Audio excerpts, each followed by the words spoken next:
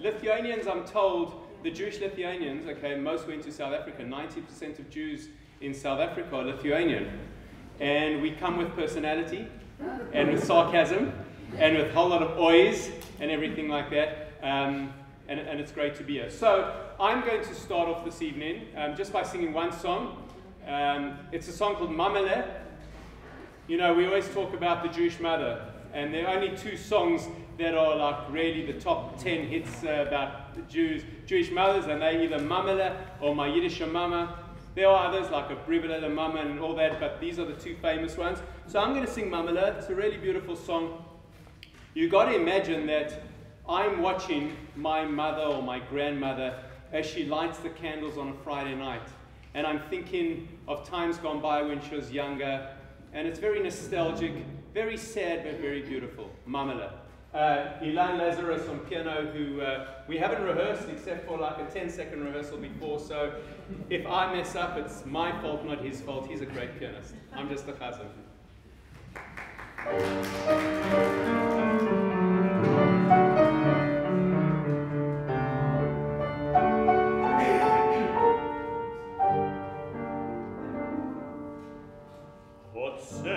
Die Zins, die Licht war Schabes, die Schreinerin und leicht auf dein Gesicht. Heilig jedes Wort, göttlich jedes Tort, Menschen dich nie lieb. Mamele, Mamele, mit Lichtschaffe prüfen dich, Mamele, zeigen ihn, häuft dein Scheuß, mit Willer Herrdienen, Kind versteh ich, nicht gedenk, wie du flächst mir beruhigen, ein Kind von 3 Jahren bloß, ich darf dir sehr, wie dich flächst mich setzen, dein muss auf dein Scheuß, mit der Kisch, oi gewisch, jeden Trär. Weiß dein Kopf, wie schlimm ist falsch.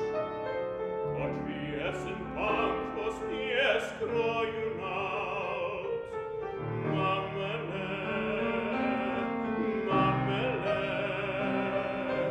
sei gewünscht von Gott, Mamele.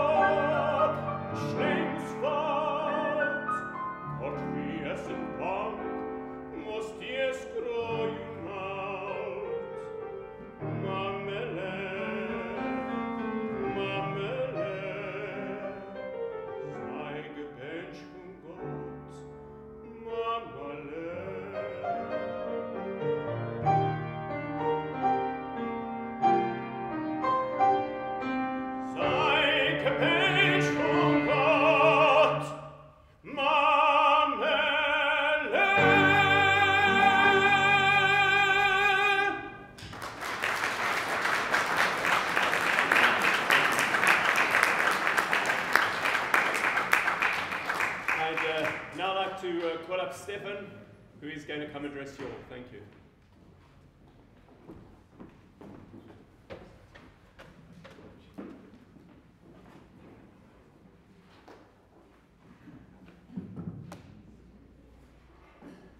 Thank you very much, Stephen, for that wonderful introduction to our evening this evening.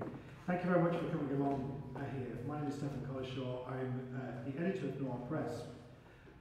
It's a real privilege this evening to come here and to launch this wonderful novel by Grigory Kanovich.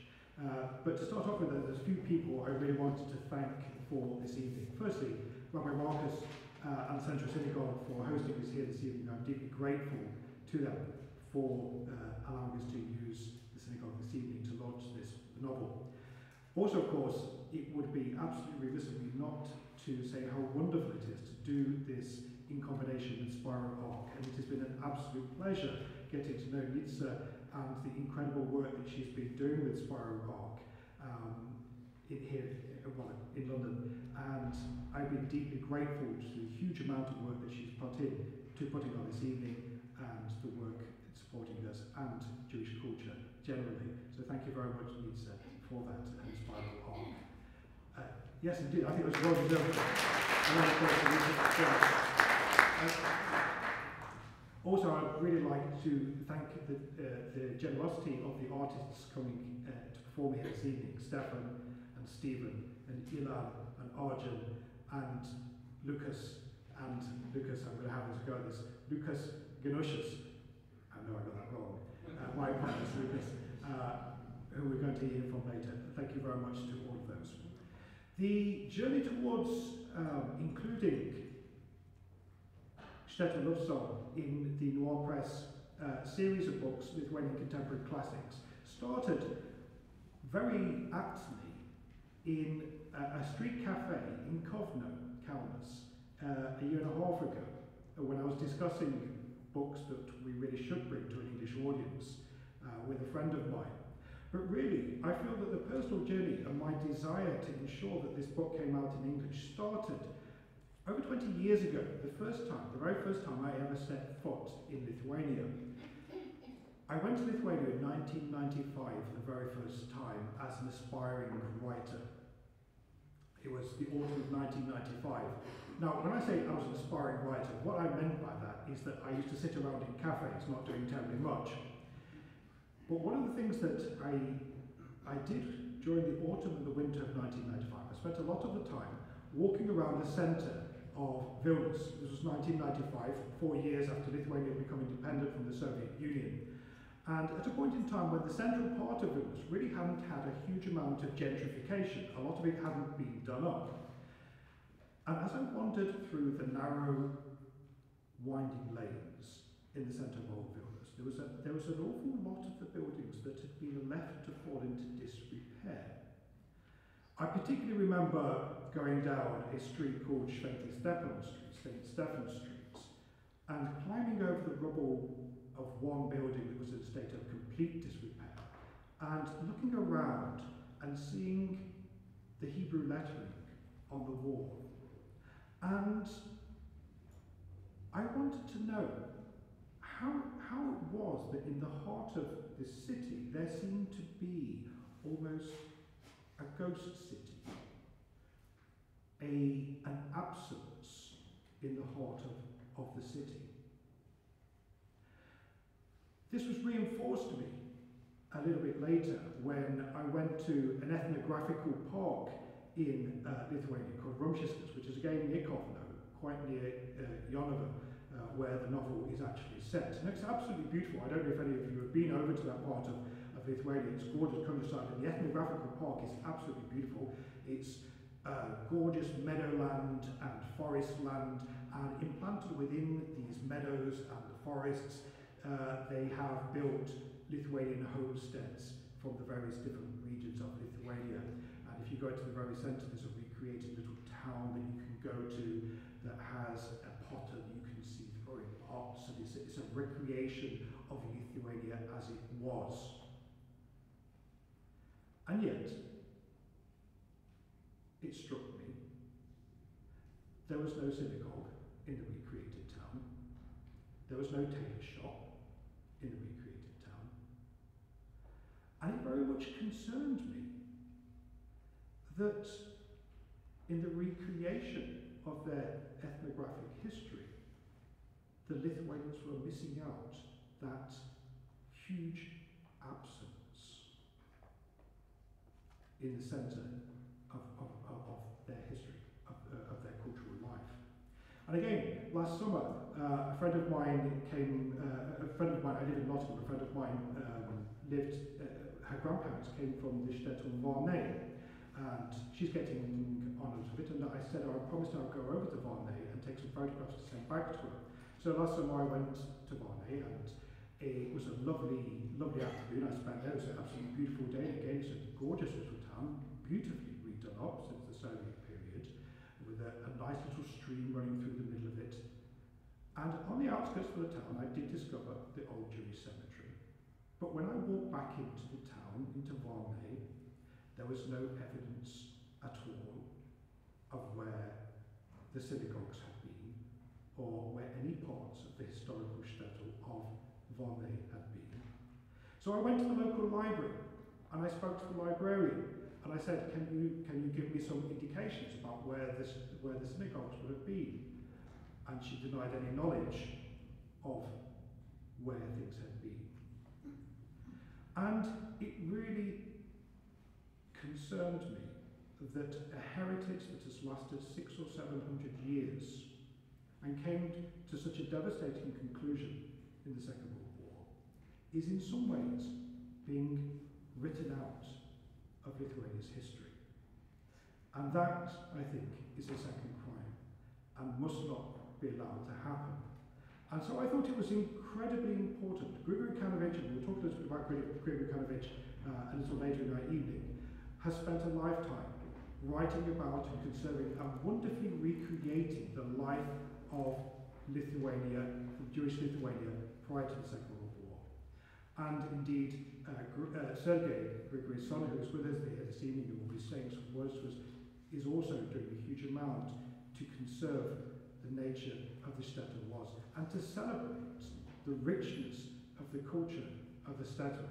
And so, very much this evening, what I wanted this evening to be was what Grigory was doing in his life, which was celebrating the Shtetl and absolutely ensuring that the Shtetl didn't disappear, that it wasn't allowed to disappear, that it is celebrated and remembered as a part of Lithuanian culture. So, to continue that celebration of the Shtetl and Shtetl life, we're going to have now some more songs, and I'm going to introduce to you Stephen and Arjun, who are going to play a few songs for us. Thank you very much.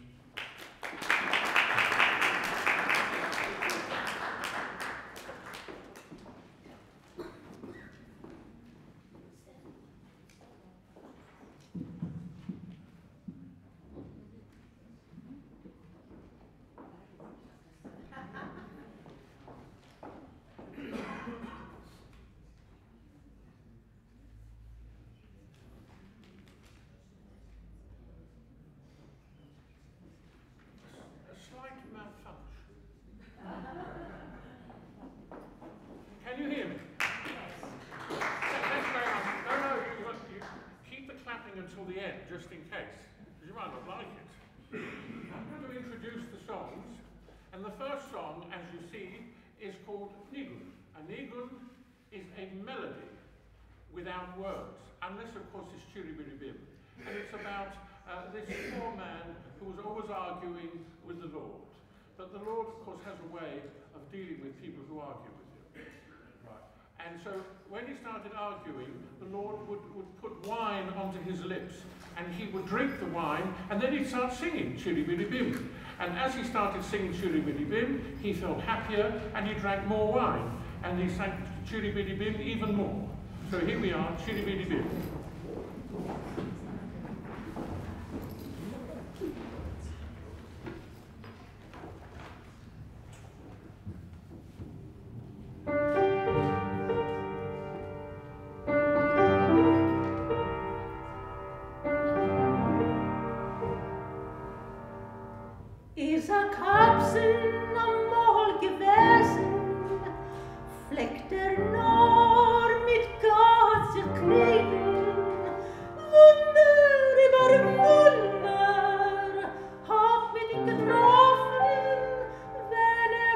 Gesungen, oder so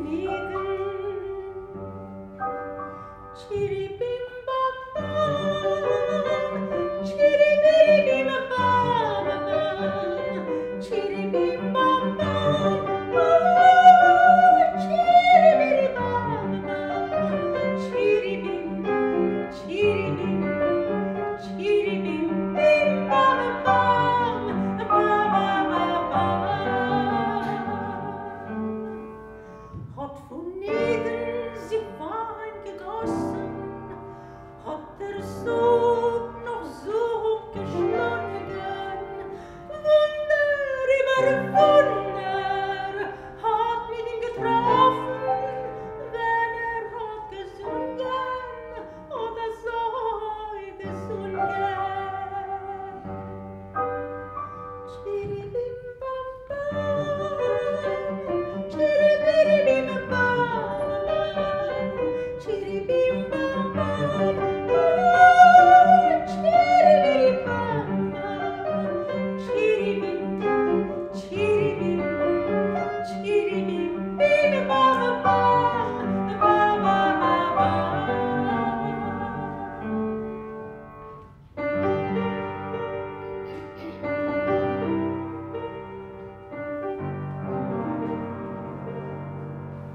Singt der Jid und sich Messias, ist rasch von Freiheit gesprungen. Wunder über Wunder hat mit ihm getroffen, wenn hat gesungen oder so gesungen. Chiribim bam bam, chiribim bam bam, chiribim bam bam, chiribim bam bam, chiribim, chiribim, chiribim bim bam bam, bam bam bam.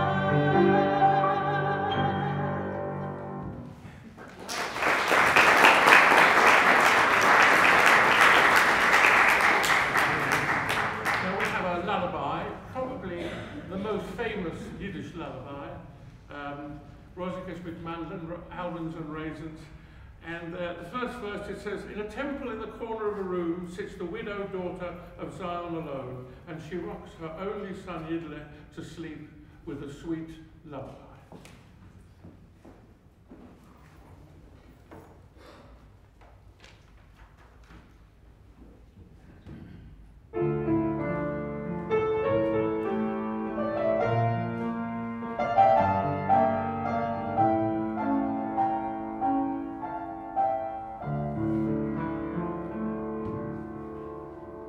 In dem Beis HaMikdash, in a winkel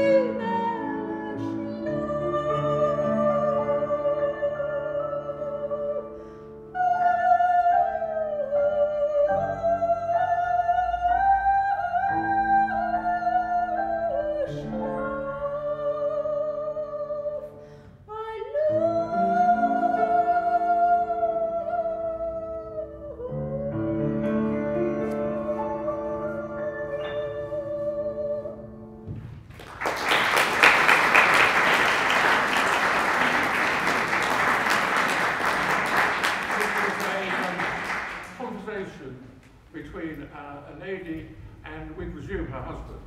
And he is called Avram, and she says to him, "Oh, Avram, I can't live without you," she said. "Neither of us can live without each other. Do you remember at the gate when you whispered a secret in my ear?" And he keeps on saying to her, "Oh, Rivka, you, give us a kiss, give us a kiss." That's all he's interested in, is give us a kiss.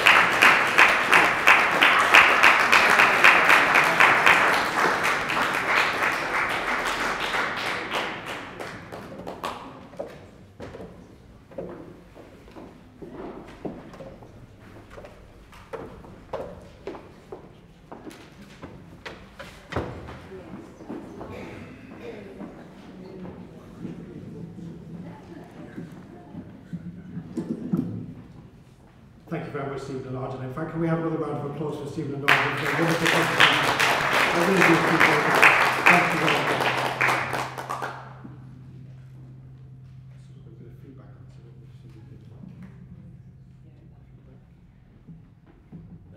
There we go. I'm going to slide off to the side of the stage.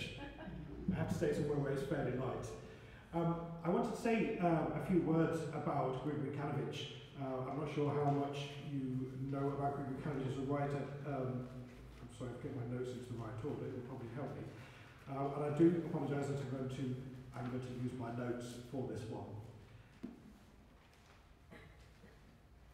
Grigory Kanovich has dedicated his life, in his own words, to what has been lost, to what has been destroyed, the small Jewish town. This, his latest and his last novel, which we've come to launch and celebrate tonight, Shtetl Love Song, is a requiem to the Shtetl, specifically to Yonah, the Shtetl he was born and raised in, and more generally for the Shtetls across the whole of the European continent. Kanovich is one of Lithuania's most celebrated writers. He's been awarded the Medal of the Order of the Lithuanian Grand Duke Gediminas, the Order for Merits to Lithuania. In 2014, he was awarded the National Prize for Culture and Arts. Shtetl Love Song was awarded the Liudas Dovydas Prize by the Lithuanian Writers' Union. His novels have been translated into 15 languages, and millions have been sold around the world. Born in Nunava, near Kovno, Kaunas, the interwar capital of Lithuania, in 1929, he was brought up in the kind of Jewish community that he so lovingly depicts in his novels. Kanovich was 12 years old when the life that he knew came to a sudden and violent end with the outbreak of the Second World War. It was a miracle, of course, that he survived, because as you are probably aware, 95% of the Jewish population of Lithuania were murdered by the invading German troops and their Lithuanian collaborators. When the Germans invaded Lithuania in 1941, Kanovich fled with his family through Latvia to safety in Russia. And it was a perilous journey. In fact, some of the most exciting parts of the novel, interesting exciting parts of the novel, are his depiction of his journey through Latvia to Russia. At one point, he relates how the line of refugees are attacked by a German plane, and instinctively his mother grabs him and pulls him into a haystack in the middle of a field. And it was an instinctive, intuitive action that was to save their lives. When they reached safety in Russia, his father was immediately called up into the Soviet army, while he and his mother were sent to a small town in Kazakhstan. Later they moved to a coal mining town in the Urals to be close to relatives. But after the war, the family moved back to Lithuania, settling in Vilnius, where Kanovich was to study in the philology department of Vilnius University. I asked Grigori why it was that his family decided to go back to Lithuania after the Second World War. Because, he said, those who forget the graves of their ancestors are not worthy to be called people. Forgetfulness is an incurable and dangerous moral disease. It was after Kanovich returned to Lithuania that, by a stroke of fate, his writing career began. A friend of his asked him to compose a poem for his girlfriend, which Grigori did, and both the girlfriend and the boy liked it, and thus was born a literary career. But very early on, Grigori turned from writing poetry to writing fiction. He knew that his calling was to write about Jewish life as it had been before the war. But writing about the Jewish world of his childhood was a dangerous ambition for a young writer in the 1950s in the Soviet Union. The early 1950s was characterized by a wave of anti-Semitism. Newspapers began to attack the Jewish cultural elite. Nazi crimes against the Jews were denied, and Jewish scholars were removed from their posts and denied immigration rights. But Kanovich knew that he had to write about his Jewish heritage, and he knew that this would be a perilous undertaking. But despite the threat of censure, Kanovich developed his theme, producing over the years what has been described as a virtual epic saga of Jewish life in Lithuania. And Kanovich has long stood up against the suppression of freedom of speech as a member of the PEN International in Russia, Poland, and Lithuania, and Israel. As a writer, oddly, but perhaps tellingly, Grigori Kanovich said that the most important influence on him as a writer were the paintings of Marc Chagall, which he had seen on a visit to Paris. Having seen Chagall's paintings of the Shtetls with their characters floating in the air, Grigori determined to try to capture that same spirit in his prose.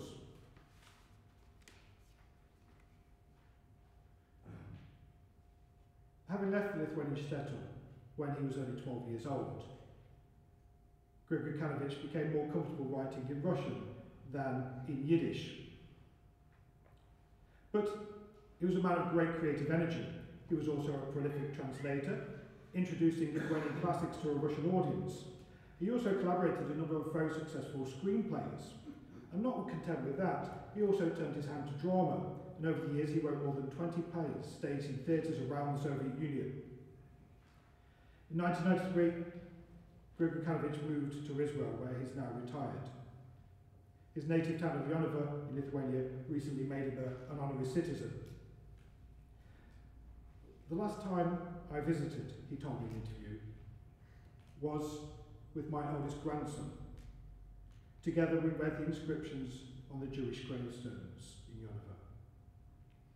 And I thought that this was particularly poignant and fitting, because his novels stand alongside those gravestones as a memorial to the Jonava Shtetl that no longer exists. Lithuania is still afraid to openly and resolutely accept the full extent of the national tragedy of the Jews in Lithuania, he told me. We can honour and celebrate the career of this writer, and that he has done his part to ensure that the memory of these communities, the Lithuanian Shtetl, will never be forgotten.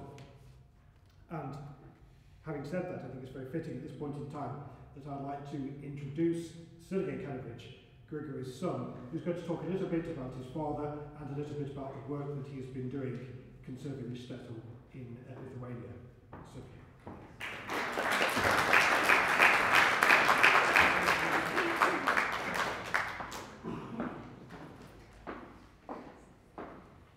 Good evening.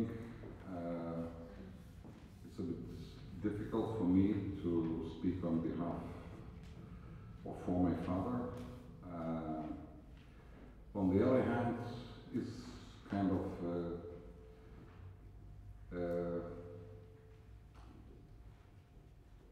sad, and at the same time it's a very festive occasion. If he would have been here, he would probably say that he would feel as if it is his own funeral, the way I know him. I think that before I fulfill my postman's duty, because my father wrote a short word to address this respectable audience,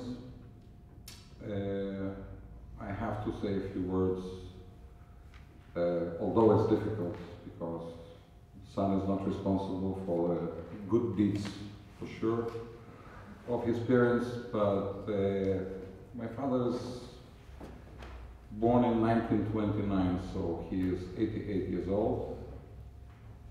The latest novel which he wrote, which is being celebrated today, he wrote it being at the age of 83. And I will start from probably the end. He was many times asked, in fact, he was the first post-war chair of the Jewish Lithuanian community between 1989 and 1992, before he made Aliyah to Israel. And surprisingly, his most productive time was in Israel, from one point of view, very far away from his natural homeland, about which he wrote. And I would not be afraid to say that the most novels which he wrote while in Israel created a set which I believe can be called a Litvak saga. It's a requiem, written memorial to my ancestors, to his relatives, and all of his books are rather autobiographic, especially this latest novel. It is purely autobiographic novel. And when he was asked after it, because he wrote another one at the age of 81, the one before he wrote at the age of 77, and everybody was expecting that he would continue. The source of his, I would say,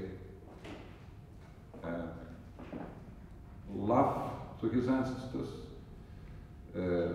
to the lost tribe, to extinguished tribe, came from the family. My grandfather, his father, was an ordinary men's tailor from Yonava. He served in Tsarist army. He was called to independent Lithuanian army. He was later called and recruited to the Soviet army.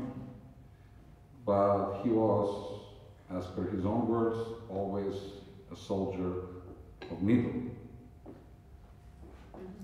And so when my father was asked finally, are you going to write more?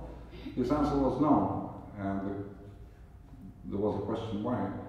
And he replied that he learned something from his father, the tailor, who also put his needle away at the age of almost 85,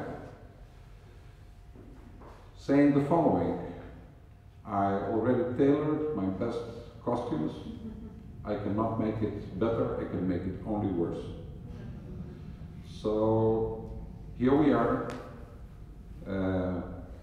Surprisingly, his novels, over the past decade especially, were found by many publishers in Germany, now in UK. And he always been a person of very quiet, very shy, and all what mattered to him over the past 30 or something years was to conclude this written memorial to the extinguished tribe of Litvaks, Lithuanian Jews. So I would like to read, I'm asked to read a little address which he wrote a few days ago. Dear friends, dear ladies and gentlemen, I hope that for you it will not be either surprising or unexpected if I start my tonight's address by expressing my deepest gratitude to all of you who have gathered under the arches of this beautiful synagogue for honoring and welcoming my book, Shtetl Love Song. I am glad and proud that for the first time a novel I wrote has become available to the widest audience, that of readers of Shakespeare, Burns, and Dickens. With your kind attention, you have honored not only the memory of the heroes of Shtetl Love Song, my family and friends, but also the characters of my other novels, Shtetl Jews who fell victims to the Nazi invasion. I have dedicated all my novels to them. Under the Soviet regime, my books were mainly published in Lithuania. In other places at the time, they encountered serious censorship, obstacles and restrictions as the Jewish subject was outside the law. As an author, I am elated that, as the researchers of my work say, my saga, nevertheless, helped to mend the undermined Jewish consciousness and served as an antidote to the forced assimilation. Once again, let me express my great heartfelt gratitude to the organizers and all the participants in this discussion about Shtetl Love Song in the Central Synagogue of London. I will never forget this event and very much regret that I am not here with you. I bow my hat and wish happiness to each and every one of you. Shalom Aleichem. Yours sincerely, Grigori Kanovich.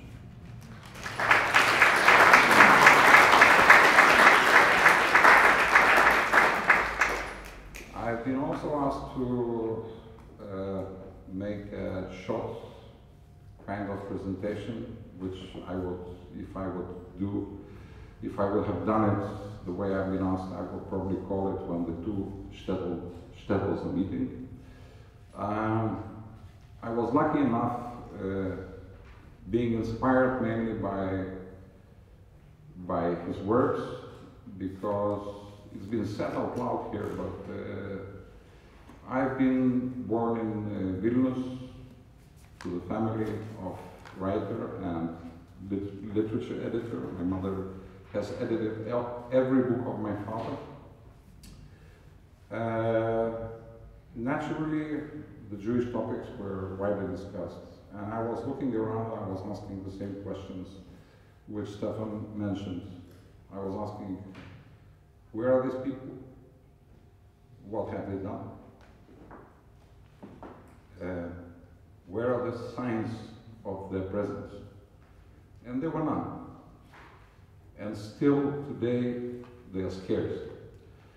So I think that naturally or inevitably, I've been doing lots of things in my life, although I always considered myself a poet and an essayist, but I've been doing other things as well for my living. And finally, about 10 years ago, my hobby, my love to the Jewish heritage in Lithuania became my full-time occupation. Some of you know because a year ago I had a privilege to present the project I'm running to the audience which gathered here. The project is called Shtetl. I will not elaborate in detail. All I will say that where my father is responsible, fully responsible, and I think he can take the credit of creating a written memorial, a written requiem to the Lithuanian Jews. I got lucky that by coincidence I was entrusted by the sponsors to create a material memorial in one of the shtetls where the NGO which I am in charge of had restored completely a Jewish cemetery, and now we are busy building a museum which is called Museum of the Lost Shtetl, with the goal that once we will all be gone, that something will stay. I've been taught by my father that non-material memory does not have to be necessarily material. The memory is the identity which has been killed, lost. Was it really killed? Was it lost? I spent with my team 3 weeks ago, I spent 2 weeks interviewing descendants from that very shtetl in South Africa, in Cape Town, in Pretoria, in Johannesburg. And I have to tell you that we have been looking for our museum for objects, for letters, and photographs.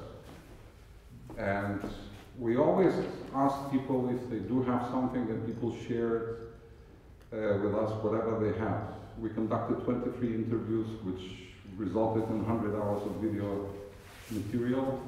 We collected a lot. But one of the ladies, when she was asked, what did your grandmother brought from that shtetl back in 1900 something? And she looked at us and she said, she brought my identity. So we have to learn that memory is not always material. That when we say this very famous never forget, it needs to have a meaning, and it needs to, this meaning needs to be felt. And I was taught that the memory is more important, as my father says, that memory is stronger than death. In his own words, I think in this very novel.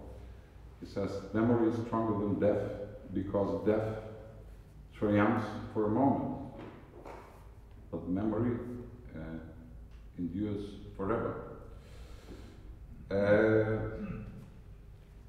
So he believes in what I believe, that, and this is probably one of the reasons he wrote what he wrote, all these novels, all this Litvak saga, that things can happen in the world.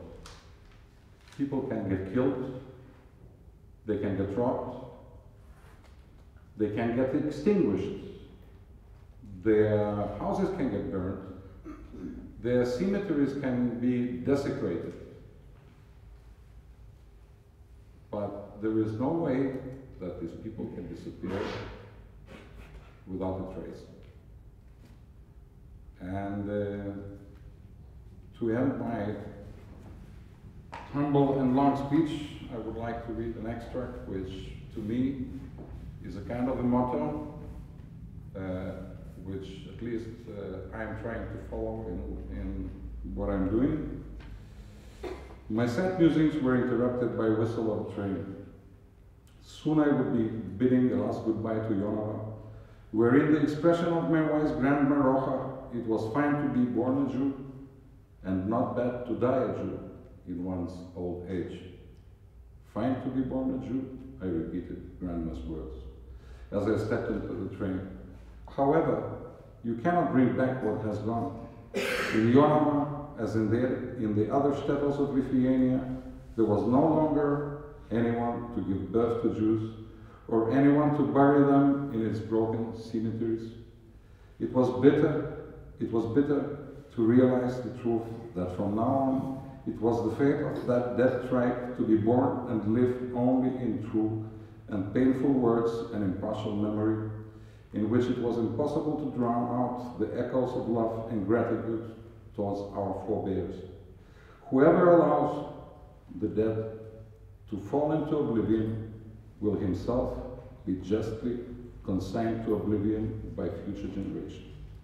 The train approached Vilnius, the city where my fellow Jews and I had taken refuge after the war, and where we searched in vain to find traces of that long, rich Jewish presence, which had, with good reason, earned the city the lofty title of Jerusalem of Lithuania, where I can add, which is no more. Thank you.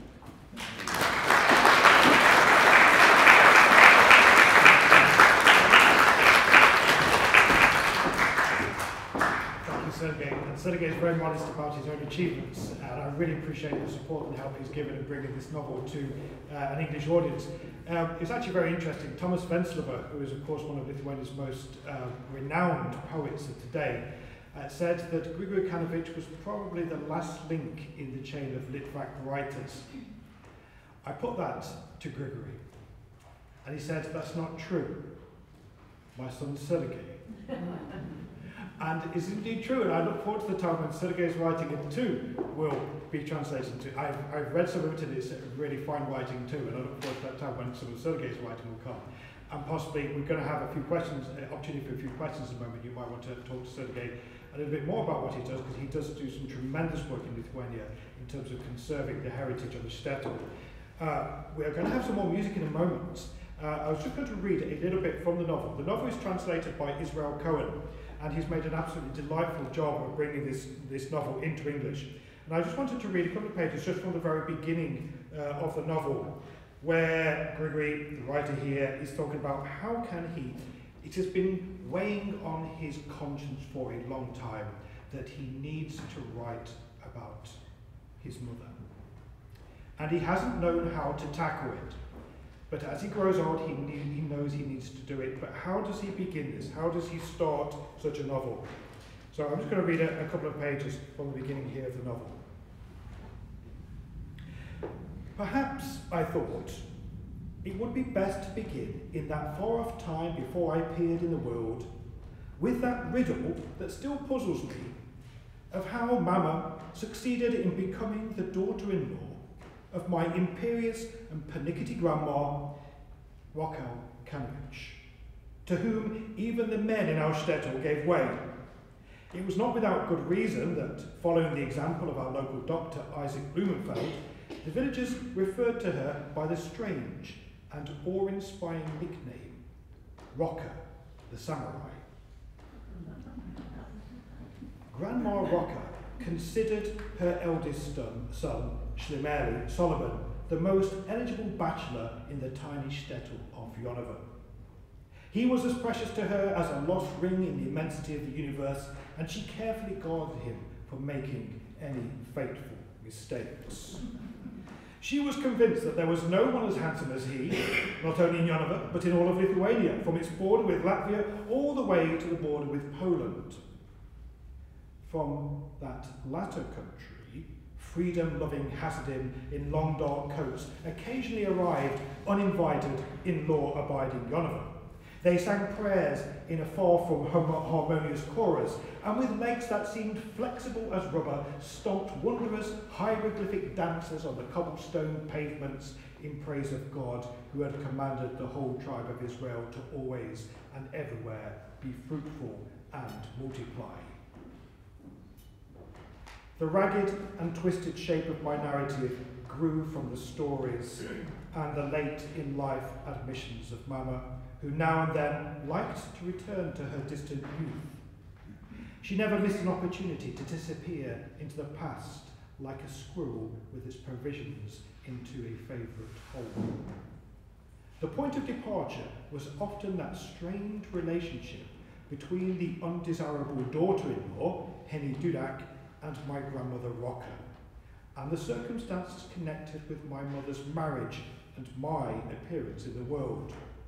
So I figured this was as good a place to start as any. Unable to hide her worry, Grandma Rocker asked her husband, who, gloomy as a late Lithuanian autumn, was bending over his shoe tree, "David, do you perhaps know where our dear son Shlemeli spends his evenings?"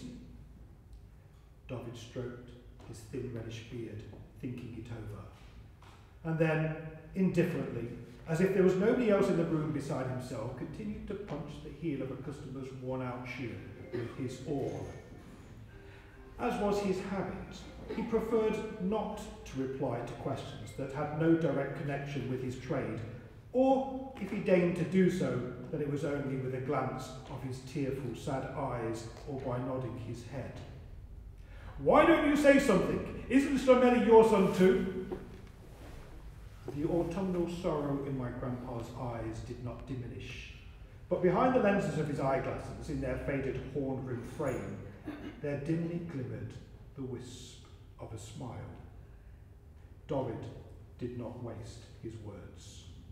He used to say that while it was a sin to keep the money he earned with his awl and hammer from his wife, as a matter of fact he would give her everything down to his last litres, words were another matter altogether. Who needed words? They produced only misunderstanding and unpleasantness. If you tell someone close to you what you believe is the truth, he not only won't thank you, but pay attention to this, he will get angry and might as well give you a resounding slap. And if you say something untrue, it's as if you are spitting into your own soul with your nonsense.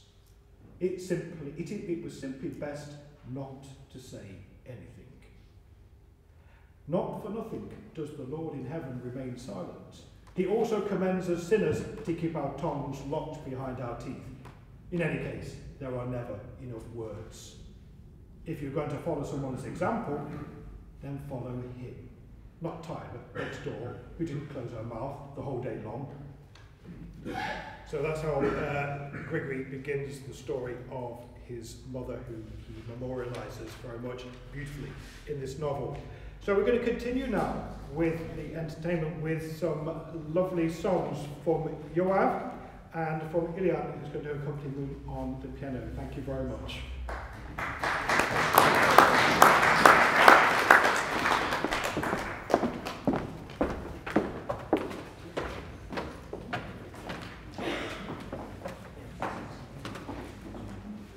Thank you very much, ladies and gentlemen. A Shtetl love song, how fitting it is to open this section with a love song. Ich sing, I will sing for you, my beloved. As we all know, Yiddish has a long history of culture. The language is very rich and vibrant. And because of this, a lot of dialects have developed throughout the Yiddish language. So, for example, if we all know what kugel is, obviously, yeah? Do we know what kugel is? On Shabbos, everybody will be here, and there'll be kugel lined up right from the front. Everybody goes running around for the kugel. Well, kugel, I think, is a Litvak form of the word. In the Galician or the Polish Yiddish, you would say kigel. And if you'd go to some other region of the Yiddish language, they would say krugel or something of that sort. So whenever you sing in Yiddish, no matter how you try and convey the language well, somebody will always come up to you and say, I think you said the wrong word over here, the wrong pronunciation. It's not Kirgul, it's not. Well, you can't please everybody, and that's part of the beauty of Yiddish and being Jews. Nobody can be ever happy.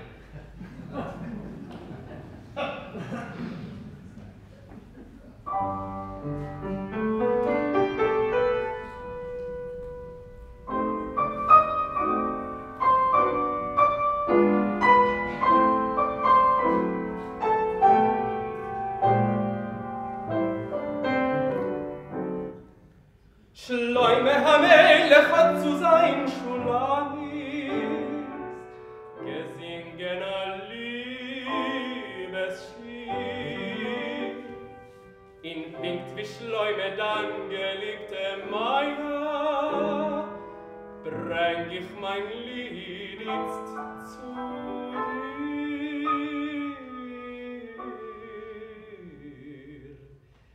Ich sing vor dir mein Schir Hashirim, mit Liebe ich bezier ihm, vor dir nur ich mein. Ich sing vor dir meine Verläume,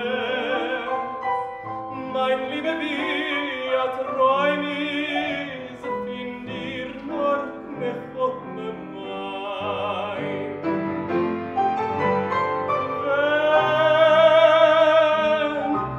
Wenn ich gewiss bin, denken noch dir geliebte mein, in der Welt, ich halt in denken, als du bist noch amul meine sein, ich sing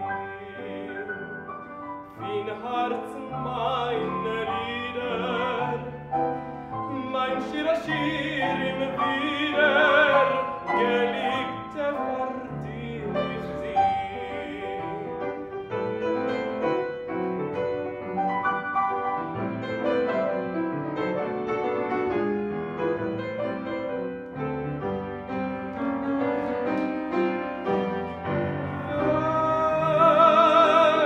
Ich gewiss bin denken noch dir geliebte mein, in wenn ich halt in denken, als du bist noch amul meine sein, ich sing in Herzen meine Lieder, mein Shir im Wieder, geliebte vor dir, ich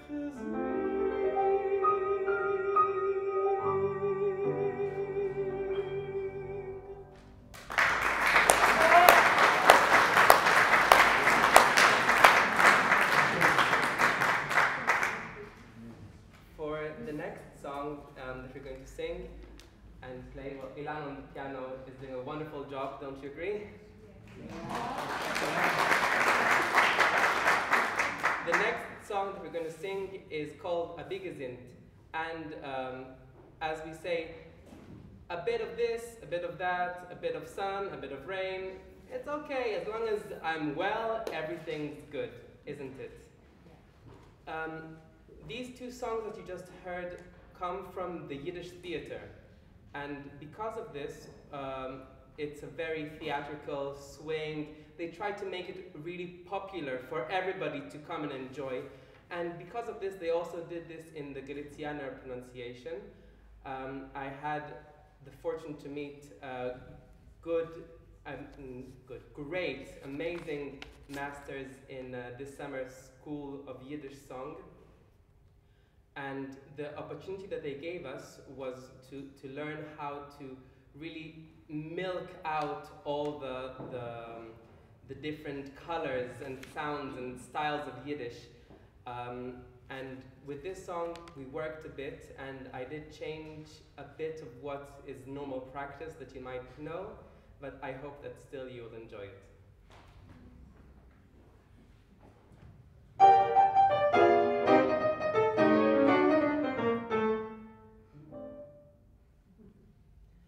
A bissel Sinn, a bissel Regen, a ruhig Ort dem Kopf zu legen. A Bigesind kann man glücklich sein.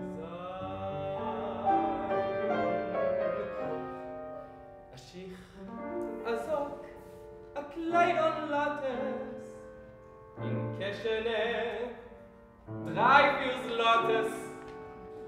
A Bigesind kann man glücklich sein. Die Luft ist frei, für jeden gleich.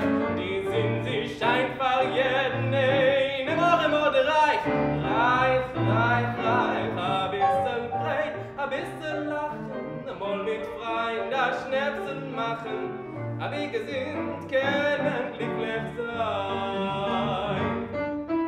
Einer sucht das Schiras, einer sucht Gewirrs, einer meint die ganze Welt.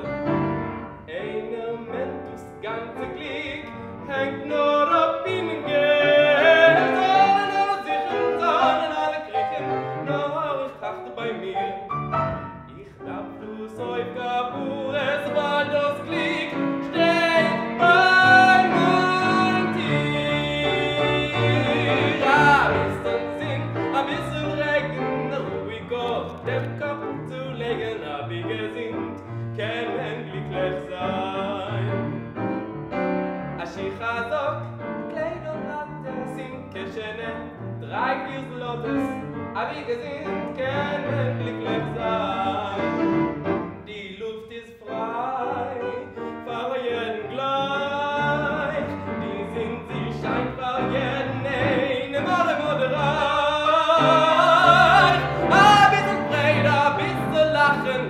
Amol mit Schnäpsen machen, a Bigesind kann man glücklich, man gesinnt kann man glücklich, a Bigesind kann man glücklich sein. Ba-da-bau.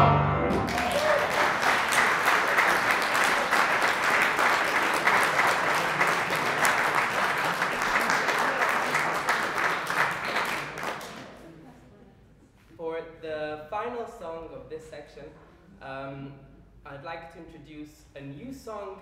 Yes, they do exist. New songs in Yiddish, who would have thought? As part of the summer school, I had the great pleasure and honor of meeting Shura Lipovsky, who is a singer, songwriter, and storyteller. That's the one, the 3 S's. And she bestowed upon us, this was the song of, I think she does this almost every year, and it's the song of the summer school. Everybody loves the song, sings along, it's great uplifter, good in spirit, and I would be more than happy if you join me for the refrain once you know it. It's super easy.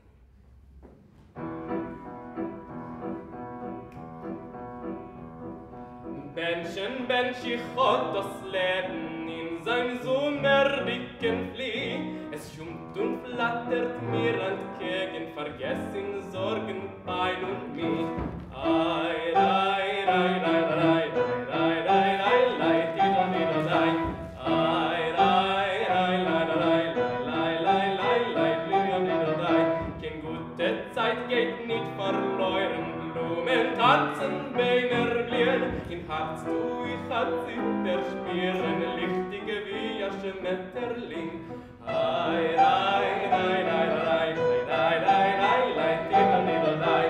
Ai, ai, ai, ai, ai, ai, ai, ai, ai, tida, tida, ai. Scheinen und geliebt in Sorgen, Wehtagen schon mehr nicht da. Bisslich weiß wird dir der Morgen bringen, Frieden a guter Schau. Scheinen und geliebt in Sorgen, Wehtagen schon mehr nicht da. Bisslich weiß wird dir der Morgen bringen, Frieden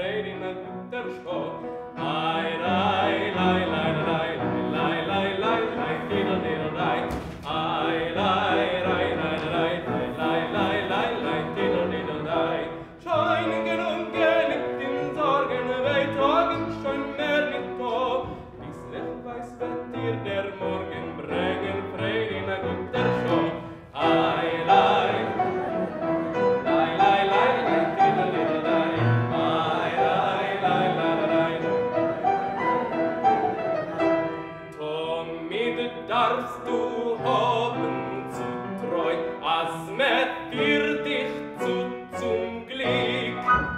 Liebesfreundschaft, Geld zum Beuen, und sagt die Musik. Ai, lai, lai, lai, lai, lai, lai, lai, lai, diddle, diddle, lai. Ai, lai, lai, lai, lai, lai, lai, lai, lai, diddle, diddle, lai. Ai, lai, lai, lai, lai, lai, lai, lai, lai, diddle, diddle, lai. Ai, lai, lai, lai, lai, lai, lai, lai, lai, diddle, diddle, lai.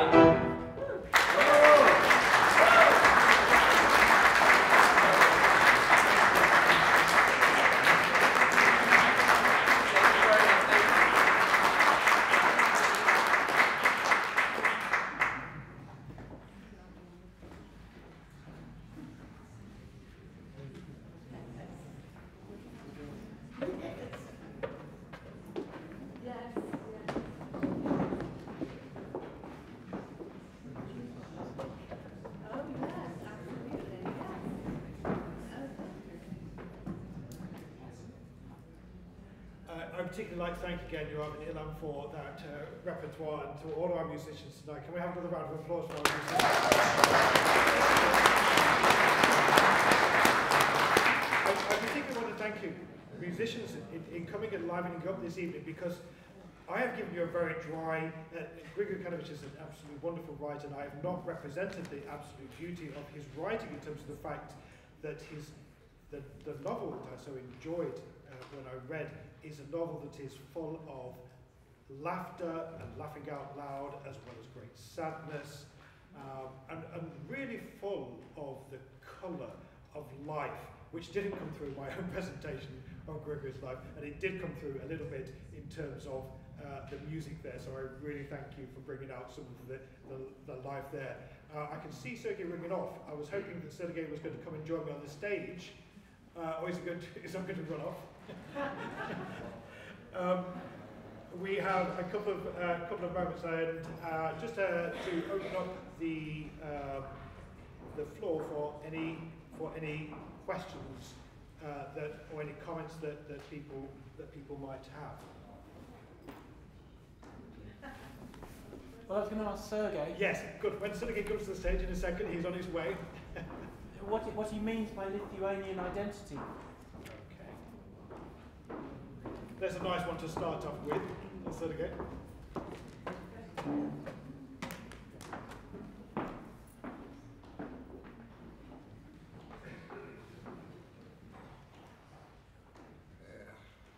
I would rather be at home and my father would be here.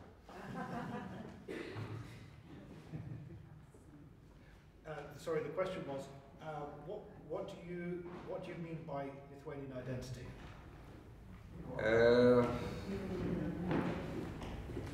Well, it's rare opportunities you can hear in Jewish audience. I will start from the following. It's the second time over all my career dealing with Jewish heritage, I can hear in relationship to the Jewish heritage somebody saying Lithuanian identity. I heard it over and over again in South Africa, where the Jewish community is predominantly Lithuanian. And it's difficult to explain, but the traces, the legacy of Shtetl, these people, including my father, he didn't lose his identity. He spoke Yiddish, he remembered songs. The lullaby which was sung here, my grandmother was singing to me, I still remember that. But it's, for me, it's bite and pieces. For him, it was the whole world, which was complete, and then it got completely ruined and destroyed. And the reason why these people basically didn't go back to their shtetl, they settled in the big cities. They didn't go back. They went for once, just to see that there is nothing left. And then They came back and they started living, even in Vilnius in the after-war period, they started living from all these shtetls together, trying to preserve whatever is still to be preserved, trying to be together really like a family, from all kinds of different shtetls. And I have seen, you know, we've been hanging around Johannesburg, and there was one particular neighborhood where we would go almost 3 days in a row. We started in between us calling it shtetl because these people, they preserved it. You know, their forebears saved them. You have to imagine what could have happened to them if they would have stayed. They've got everything. They've got religion. Some of them, they still have Yiddish. They've got customs. They do go to shul. Okay? Not only on the high holidays, they do go to shul. This is, you know, I even said to myself that the Litvak community in South Africa should be proclaimed as a protected heritage, because it's disappearing. You will hardly find what they have in South Africa back in Lithuania. You will hardly find it. And these people who are in Lithuania, they're not the ones to blame that this is what it is. People lost their homes. They could not find, I believe, in the whole Europe where communities got extinguished. People got back home, but they never got back home. It was lost. And whatever is still remaining today, from my point of view, it's very important that non-Jewish people, Gentiles, they start to understand what has been lost. And they, at least now, they start to value it. Thanks.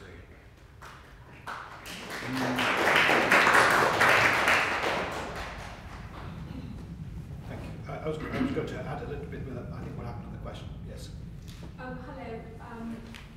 I've got a question which might be quite left field, but I don't know whether people know very much about it. The destruction of Jewish life in Lithuania, in the Baltics, of course came with the Holocaust, but I visited quite recently a couple of times, and I've met younger people, or people who have spent some time in Israel and maybe returned. Could you say something about the difficulties or the destruction of Jewish life under the Soviets? Because actually, the Shtetl identity changed even during between the First World War and the Second World War. It strikes me as somebody from London that, I mean, you mentioned the South Africans go to shul. Returning to one's Jewish identity in the post-Soviet countries now is a completely different story than it is for renewal of Jewish communities outside Israel in other countries in the diaspora. Bit of a complicated question. Thank you. It's not really that much complicated. I believe that, first of all, I cannot speak on behalf of the community. I can only express my own opinion, although I've been at certain moments involved as advising Jewish community on different matters, but it's rather simple. The Soviets finished it off. If I put it in a very short way, they simply finished it off. They finished whatever was left. The cemeteries, which became garbage sites. Okay, the mass murder sites, which would not mention the word Jew as a victim. These were nameless Soviet victims for almost 50 years in Lithuania, right? Until the independence in 1991. In 1990, sorry. And you can go back into history, you can see that there was, though, something very strange and weird which was happening only in Lithuania. And it's not clear why it was like this, but the little flames of Jewish life were allowed. Okay? Nowhere like in Lithuania, and the Soviet rule, there was a Jewish theater, okay, amateur theater, which was allowed. Although the school was closed, if I'm not mistaken, in 1946 or 1947, the only Jewish school. Okay, the Yiddish newspaper used to still run, and the case of my father. Elsewhere, the books of Jewish topic would be just cut by censorship.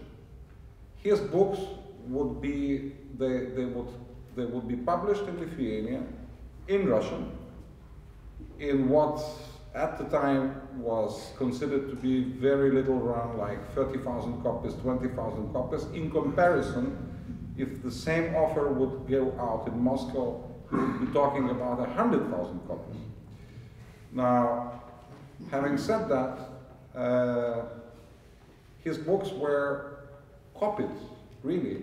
There were even cases where people rewrote by hand the whole book to redistribute it in outside Lithuania, Soviet Lithuania, what was. And when Gorby came to power, I remember me and my father coming to my grandfather. He was 86 at the time, and he was not very talkative person like me or like my father.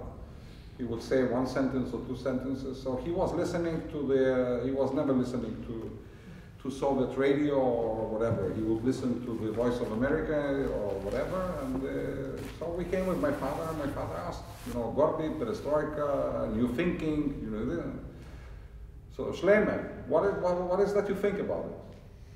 He shrugged his shoulders and he said, well, the guy offered everybody a plate and a spoon, but he forgot the main, to put some soup. And these people, they had feeling that something is missing, something essential is missing. And what I want to say by that, so my father's book would never be published in Moscow. They would be cancelled every time after they run in Lithuania in Russian. They would be submitted to the publishing house in Moscow, and publishing house would reply, oh, Jewish topic, we have already completed the plan for Jewish topic for this year. Okay, over. And then out of a sudden, Gorby comes. And the first run of my father's book was 250,000 copies. Okay? When he came back to Israel and he got into a very little barber shop, and barber recognized his name and he said, it's you, so where is your yacht? Soviet Union, where is your yacht? So my father was extremely happy that his books finally made it into the big audience, Russian-speaking audience. But when he lost that audience, he felt that he lost it, and he is losing it. So he decided just to concentrate on. He was not expecting any breakthroughs to happen, especially when he came down to Israel. Although he was advocating and raising monies for Magbit in the early 90s, giving lectures in Canada and US. But that's history. Thank you, Sergey. The question. Given that Grigori wrote in Russian, presumably he wrote in Russian, not in Lithuanian, that makes him doubly a figure of suspect figure for Lithuanians, because the Russians are their chief hatred, and the Jews are the vanguard, as it were, Bolsheviks. So, how do Lithuanians today relate to his work? He's been given all these prizes, he's got all this recognition. It sounds as though it's a lot of guilt and a lot of good PR and wanting to join the EU. What is the real attitude? Do Lithuanians read his book? Is the bottom line.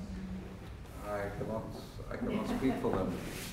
Again, it's a question which probably they should address. I can only offer my opinion, and in my opinion, every book of my father which went out in Russian was translated and published in Lithuanian within a matter of a year or so.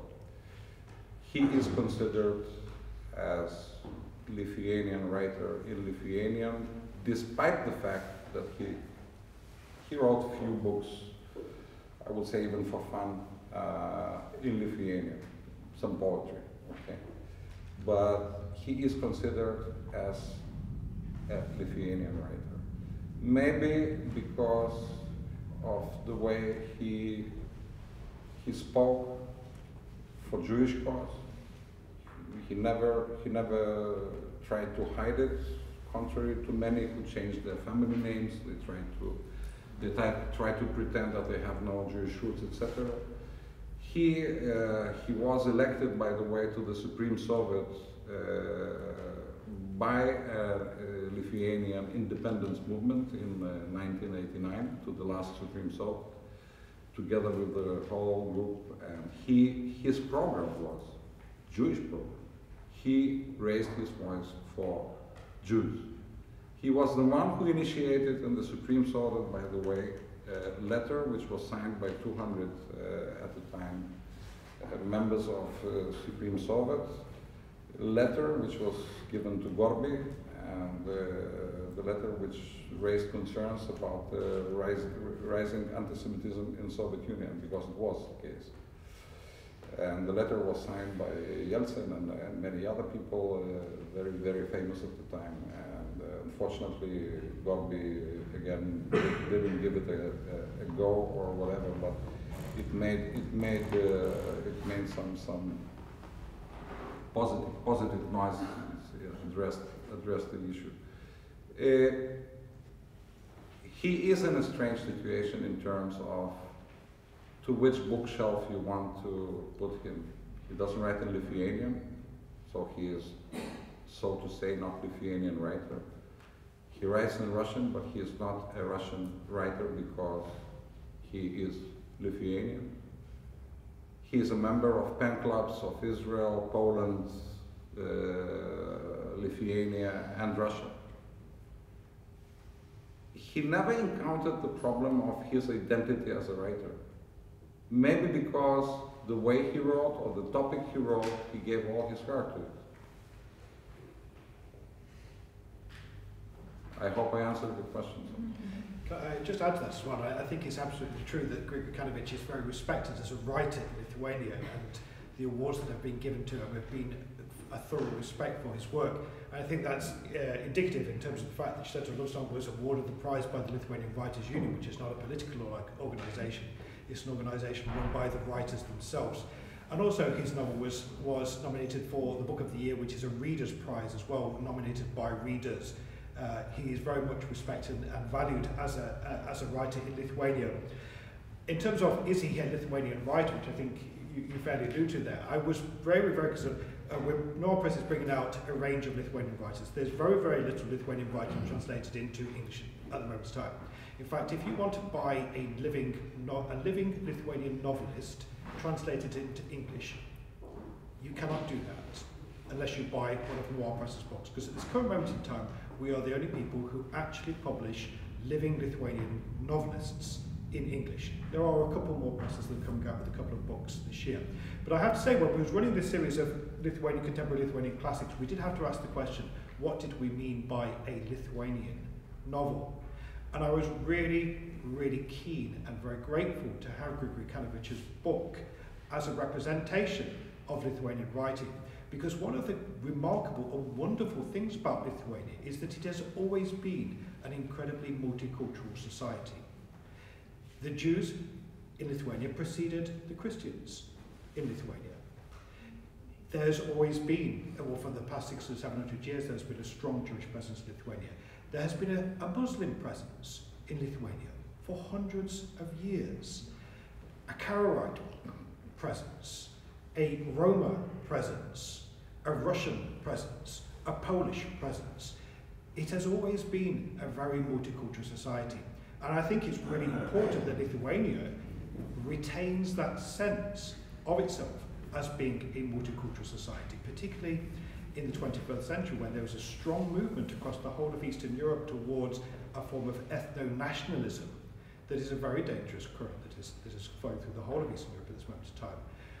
And I do hope that Lithuania will manage to retain a great celebration of the diversity of its history and its culture.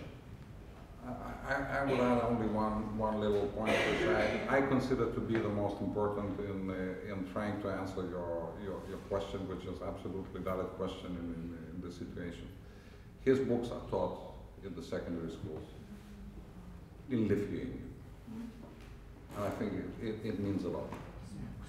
It really means a lot. And I think part of, you know, as every writer, he's very happy to receive a prize or a award or whatever, but he was extremely happy with this news, particularly with this news, because he trusts that education is one of the most important ways to raise a different generation in terms of all these very sensitive topics you mentioned, collective guilt, other things. He does believe that education can make a difference, contrary to occasional some kind of positive things which are happening here and there, but they're not systematic.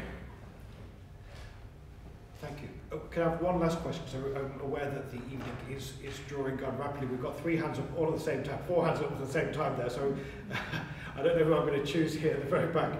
Perhaps we can have the lady at the back. I can't see who it is. Is that?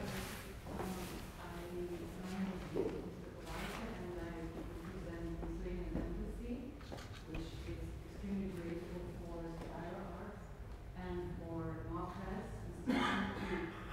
to do this wonderful and touching evening, which is very important for me to learn. I've read the book and I'm continuing to learn the history and to continue to be inviting everyone and also younger generation. Next year we will do Litvak Days, which is happening actually during the same time that this event. It's going to be both academic but also maybe something more geared towards younger generation. So the Litvak identity could be spread towards people who just want to know about it more, but not necessarily identify as being Litvaks. Therefore, spreading it through music, food, and all the, let's say, lifestyle things that are very beautifully described in the book. And also, probably it was mentioned here that in Barbican there will be a play by Tuminas. So it's a Lithuanian director who is coming to Barbican end of February, beginning of March, from a Vakhtangov theater in Russia. He's Lithuanian and all the creative team is Lithuanian, and it's a play by the text by Another Smile Upon the Floor, and the theme is probably the same. Have you seen the play, and what do you think about the play? That was my question. So yeah, I think, so I realise that the evening is running on, but that is probably an auspicious moment for us to round this up. It is wonderful that in February of next year, the Barbican will be putting on a play based on 2 of the novels of Grigory Kanovich. So the question was, have you actually seen the play? Can you tell us a little about the play? Yes, well, this play, which is called by one of his novels, Smile Upon Us Lord. I hate marketing, but if you want to get a bit more information about my father, it's very simple. It's gkanovich.com. You'll find every bite and piece. But this very play was staged in Lithuania in 1993. It was running almost with little stops for almost 10 years. They played in Lithuania over 600 times, fully sold out. The generation was raised as they went. And the director from Lithuania, very famous director, Rimas Tuminas, he moved to work to Moscow, where he decided to revive the play with Moscow, one of the very, very famous Moscow theaters. And they are coming with this play end of February, beginning of March, with I think 4 performances, if I'm not mistaken. I think it's really great news, which I think will bring. It's not really about the fame. It's not about being respected. Here I can really and truly and honestly speak for my father because I know him. It's not about that. He was never looking for that. He was looking to share the love. Love which he had for his countrymen, which he really, really misses, but he loves them. The pain which he shares is bloodless. If you read his novels, the most difficult ones about the Holocaust, including this one, because this one is really touching the big loss. It's bloodless blood, but very painful. And it's painful because it's full of love. I guess we have to wrap it up. I would like to thank everybody for the questions. I really apologize if my answers have been sort of humble. There's one thing which, before I pass the microphone to Stefan, I would like to thank, of course, from my side, personally, and on top of what my father already expressed. I have to say that I believe it's a great event due to all of you. And I am very, very grateful to the Rabbi Marcus and to the synagogue, to Spiro Ark, to Noir Press, to all the artists which performed really incredibly. And I'll steal a little show from Stefan because I would like to introduce you the last performer. We're talking about Grigory Karlovich. So you're going to listen to really world-class performer, concerto pianist, Lukas Genushos, a laureate of Chopin and Tchaikovsky,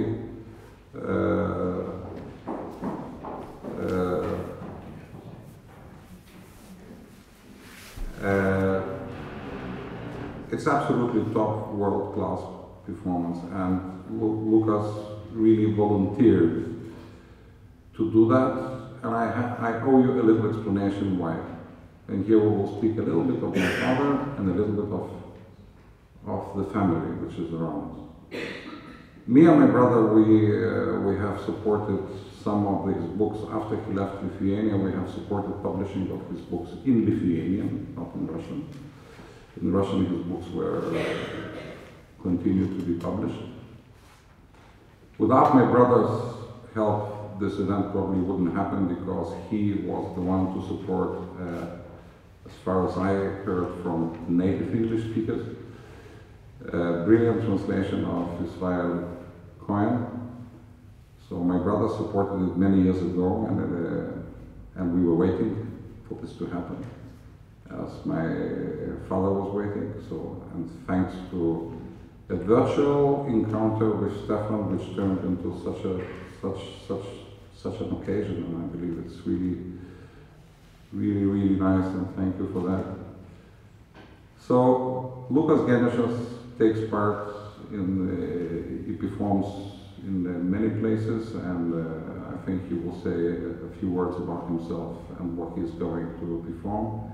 But before that, my brother has a non-profit organization which is called, in Toronto, in the name of one of my father's first novels, published in 1956, if I'm not mistaken. The first novel on Jewish topic, Looking at the Stars. This is the name of a non-profit organization which brings the world-class performance and performers, classical music, to the needy. To the needy and to the people who are in one way or the other way in trouble. They travel prisons in Canada, they travel hospitals, and they perform, and they're non-profit. And they're called in the name of one of my father's novels. So I'm really privileged to invite Lukasz, who will introduce me what he is going to perform. Please welcome Lukasz Genesz.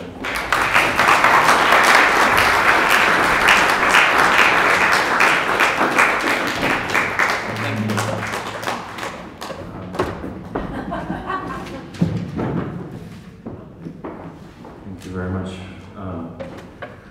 I will not speak at all. The music will speak for myself. I would like to play 3 Chopin mazurkas for you. And then I'd like to play something very particular for me, a music of a modern composer, Jewish-Ukrainian composer who lives in St. Petersburg, who's a very dear friend of mine. I'll play the piece called Jamais and the Rondo. Thank you.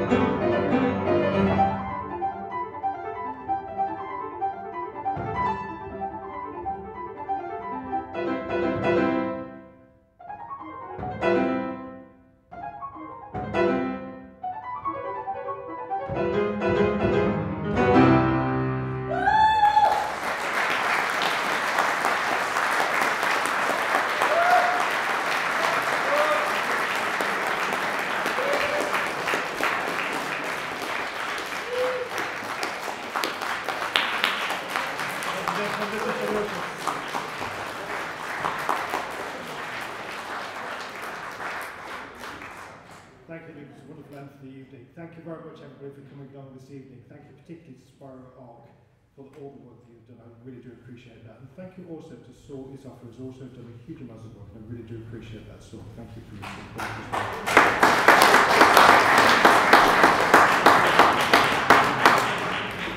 There are levels available at the back, and I think there are some refreshments as well. Thank you very much for coming in.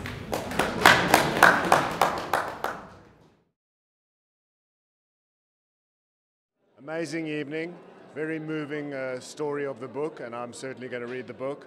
And I feel very honored that the author's son says that the spirit of Lithuanian Jewry lives on in certain areas of Johannesburg where I went to medical school. Thanks very much.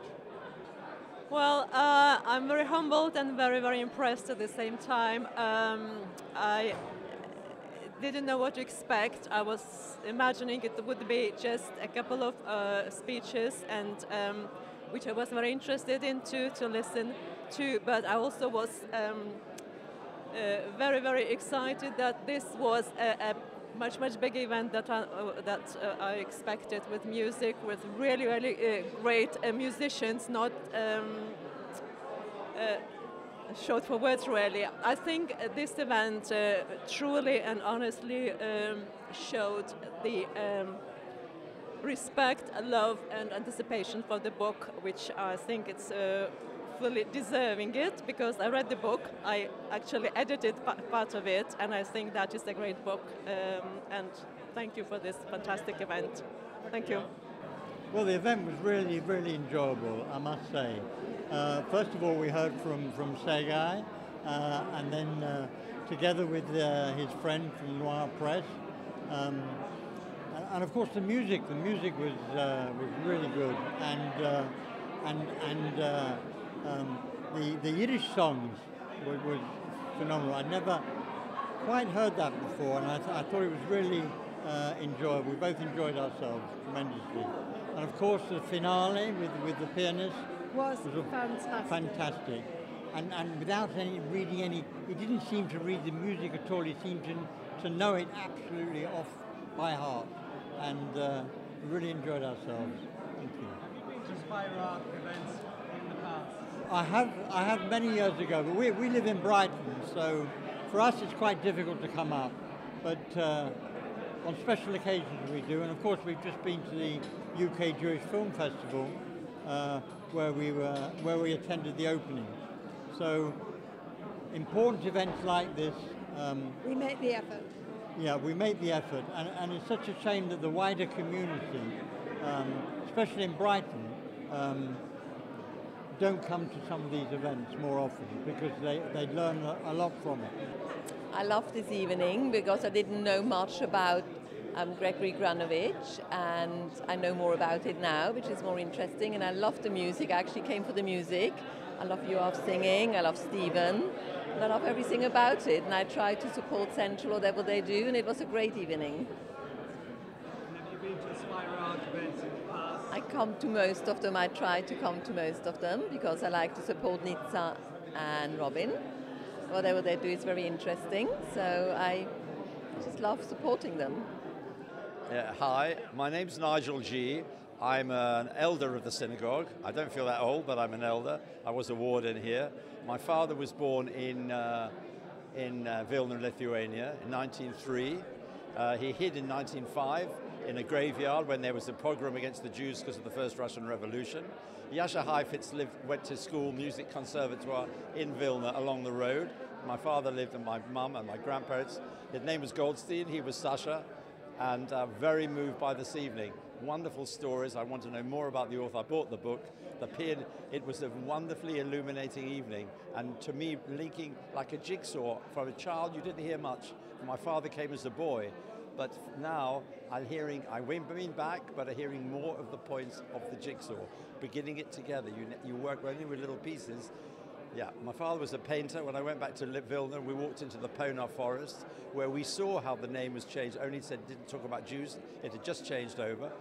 But I saw the shape of the trees, the big trees where the snow falls, the pine trees. That's the trees my father always painted in his paintings.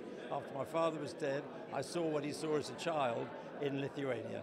So I'm very pleased to be here tonight. It's been a fantastic evening. Congratulations, I'm hoarse. Congratulations for illuminating us. Thank you very much. Goodbye. Pardon? Oh, I bought the book. Here's the book I bought. Very interestingly enough, wonderful book. And the author is not here. The son won't sign it, but the pianist who played at the end, he signed the back page. I've got the pianist to sign the back page, which is wonderful because he was great. We should have had a Steinway here and smoked salmon sandwiches. I'm telling the honorary officers, next time we have somebody this good, either you come or you don't bother to come back here because it was wonderful. It has been a great evening. Congratulations to Spiro Ark. This is illuminating. This is education, drawing you out, getting you further into subjects and interests. You want to carry on. Thank you very much. Shalom. Good night. Can you tell us what you thought of the event? I thought it was terrific, very varied, and wonderful to have the music, different people singing. Lovely to hear people singing in Yiddish, which is something you don't hear nearly enough of. Marvellous to see the passion and the personal connection of having one of Grigori Kanovich's sons here. And also the passion of the publisher I thought was terrific.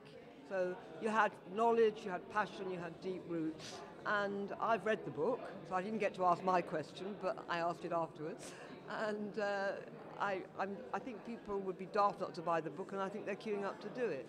And we were lucky to have a woman from I think it's the Lithuanian embassy, who could remind people that next year we get to see 2 of his books on stage here. So altogether, the turnout shows there's the interest. So I think to a Spiro Ark event in the past? Actually, not particularly though, although I know that Jewish Renaissance, the magazine of which I'm arts editor, is a passionate supporter of Spiro Ark, and we have interviewed Nitsa in the past, not myself, but I know we have. And I thought it was a great event, and I don't know why I haven't been to more, and I should in the future. I think this event that circled and centered around the Shtetl love song book by Grigor Karnovich was for me a very touching event, and especially because his son came to speak on behalf of his father, but also on his projects in regards to the immaterial memory and some of the material memory that's left in Lithuania of the community of Jews. And the way his son spoke really exuded some kind of truth that I was looking for, and it wasn't maybe so clear in the book, not so edgy, but here it felt much more true and elevated. And I really want to thank the organizers, the Central Synagogue of London and Spiro Ark and Noir Press for organizing this event. Thank you. Is there any other comments? I understand there's going to be an event in the Barbican Barbican will have a play by Lithuanian director Rimas Tuminas,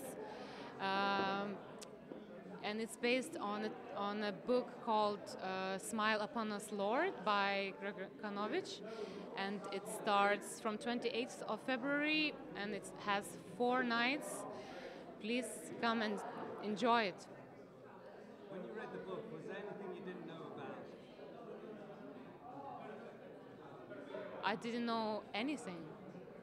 I can say it was all new for me, the lifestyle, and especially the relationships, the way they're described, just the relationship between Grigory himself and his grandmother, and then grandfather, and then relationships between the grandmother and grandfather, the beauty and intricacy, and also this very familiar, I don't know, faults of every day that are mixed with the joys and the skill with which these are described. Just, I don't know, it's full of love and pain in every day. I had a wonderful evening this evening. I'm not sure that my contributions were hugely helpful, but what was really, really nice was the music that I thought really brought alive this evening, because Grigor Kanovich's books are really entertaining books. I mean, they're full of sadness, they're full of happiness and laughter, and certainly in terms of my presentation of Grigor Kanovich's life, it was a little bit dry, and so it was absolutely lovely to have some wonderful song, as well as Sergei giving a real personal touch to it, which was really nice as well. So I enjoyed the evening personally. You wanted to bring the book to an English-speaking audience. Is that correct? Is that something that no one else has done?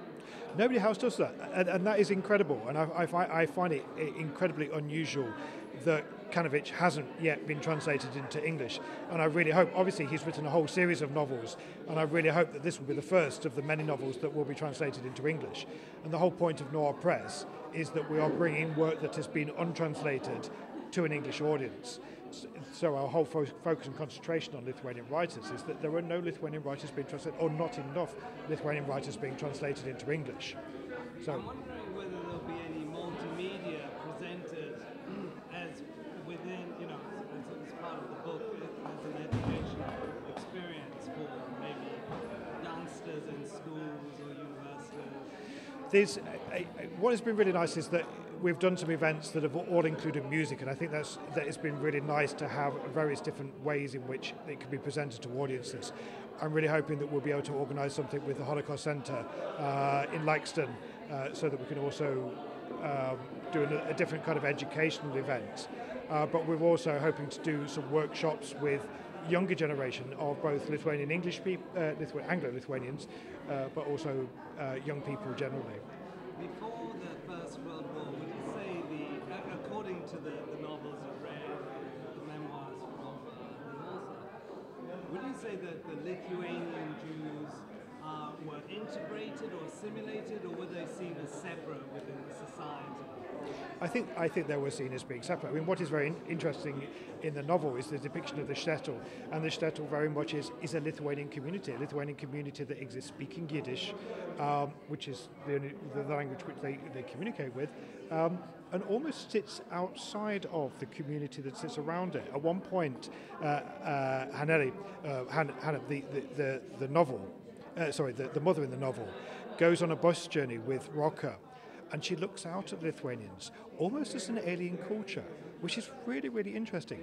Having said that, there's the wonderful character of Giedraitis, who is the Lithuanian policeman, who can speak perfect Yiddish and make sure that he always comes along to enjoy the matzah, Passover, and make sure that he joins Rocker and the family for the family dinner. So there was obviously a crossover, and there was a communication between the different cultures.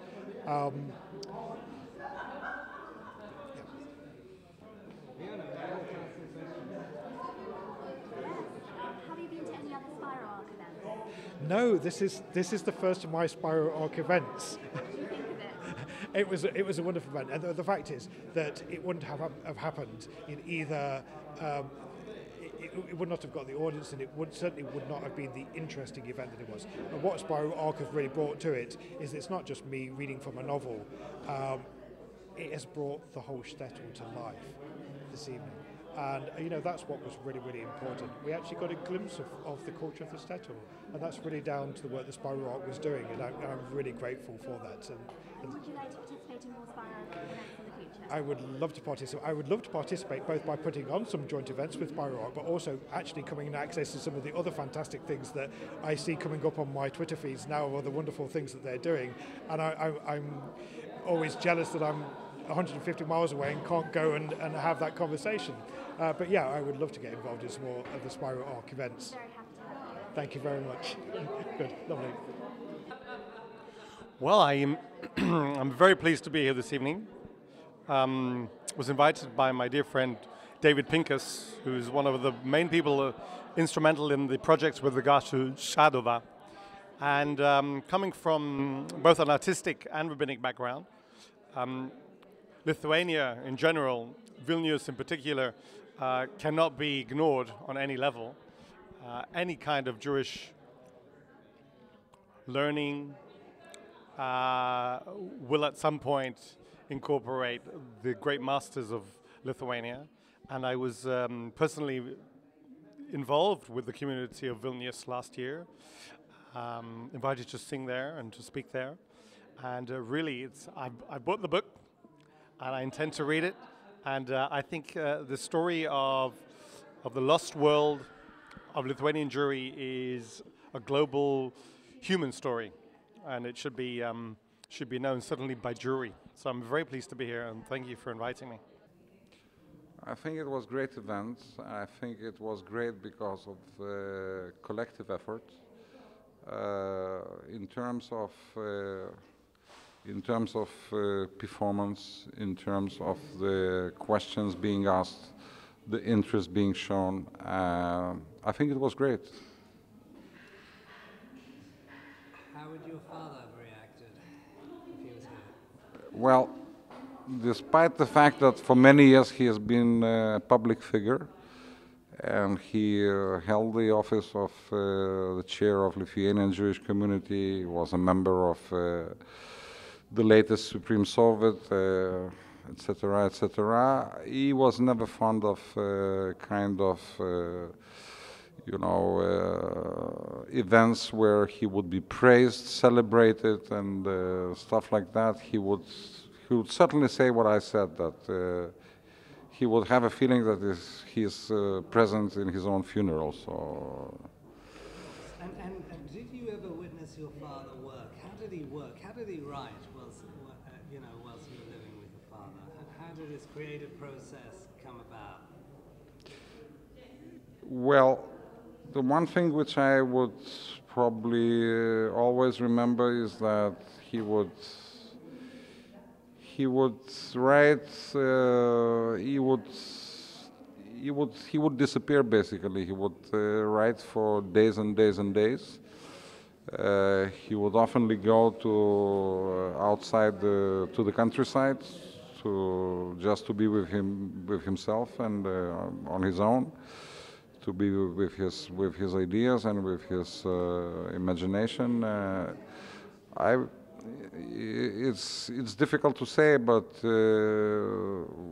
people who read his books, it's a very, very tough emotional experience to write books like the way he did, because he did really put all his heart into that. Could you tell us a little bit more about your charity? Well, the charity I'm in charge of is responsible for a kind of unique project, which is aiming as it has 4 elements. It's situated in one of the little Jewish towns, which were called Shtetls, 200 kilometers away from the capital. We have restored the Jewish cemetery there. We have erected the monuments on the mass murder sites of the local community was extinguished just in a few days in August 1941. And as a goal, we are now in process of building a museum which will tell the story of the Shtetl. And by telling the story of this Shtetl, it will tell the stories of another 200 Shtetls, which vanished after the war. The project is called Lost Shtetl, in fact, hoping that the lost Shtetl will be found. And in an attempt to commemorate all people who once lived and worked in these places. And well, we aim to open the museum within 2 years. The museum is going to be a kind of modern museum, 3,000 square meters. The architect of the museum is the same architect who built and created the Museum of History of Polish Jews in Warsaw, award-winning architect Rainer Machlamaki from Helsinki. The interior design of the museum is entrusted to very well-known American company Ralph Appelbaum Associates, whereas our team is responsible for writing the content of the exhibition. So that is, in short, our activities. And Lithuania at the time, before the Second World War, I read that it was it was a center of mysticism for various Jewish and rabbinic. Well, it was really very famous with Jewish scholars of Judaism, of religious scholars, starting with Vilna Gaon, ending with very famous worldwide yeshivas like Telsh Yeshiva, like Ponevich Yeshiva. And yes, it attracted, surprisingly, it was more famous than some other countries having much higher Jewish population. The cultural life was also very rich. There were plenty of newspapers in Hebrew and Yiddish, there were schools. All has been lost, and it's important to try to comprehend the loss. And in an attempt to comprehend the loss, we would like to tell the story of life of these people before we are telling the story of the way they were murdered. And how did the Jewish community influence Lithuanian society, or did they blend in well? How was that? I would say it does blend well because the times have changed. The community is rather tiny, although very active. There are plenty of activities, but it is a kind of interaction between all the communities, because community is not closed one. It doesn't live on the uninhabited island. So certainly the relations with non-Jewish people are, I would say, they're at a very good level. Was that the same before the Second World War? Well, I was not there by the time, but historians would say that there were all kinds and sorts of events. Lithuania didn't have pogroms like other countries, but there was anti-Semitism. But again, Jews were living peacefully. Until 1924, they were even enjoying a cultural autonomy in Lithuania, and for the rest of the time, Nazi Germany, of course, influenced all the neighboring states, and Lithuania is not an exception. Although until the very, very beginning of the Second World War, I would say that majority of Jewish people would not basically feel extreme danger, even after the Poland was invaded in 1939. Any final thoughts on?